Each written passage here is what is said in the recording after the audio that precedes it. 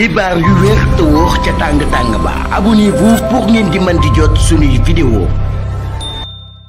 tàlleen ak jàmm seen chaîne bi di Buzz 221 HD kii di El Malick Ndiaye di président de l'Assemblée nationale yëkkati na ay kàddu daal di tontu ci càkkutéef yi nga xam ne député Pastef yi di Guy Marius Sagna ak Cheikh Thioro Mbacké amaloon nañ ko si ngir waa Assemblée nationale daal di topplu président Macky Sall pour haute trahison si li ni mel kii di El Malick Ndiaye ne ginnaaw ba waa Cour des comptes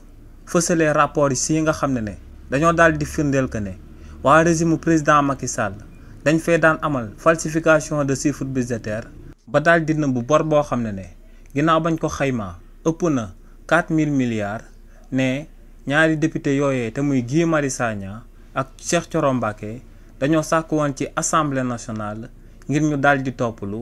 président Macky Sall ci boppam ngir haute trahison ndax kookee ginnaaw ba ko askan bi wóoloo ba noppi daal di koy fal ngir mu daal di défendre seen intérêt dalee naa daal di bàyyi ci ginnaaw di défendre intérêt boppam mbokkam yi ak njabootam. kii di El Malick Ndiaye ne ginnaaw ba ñaari député Pastef yooyee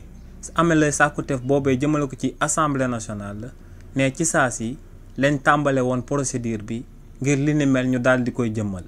waaye nee nag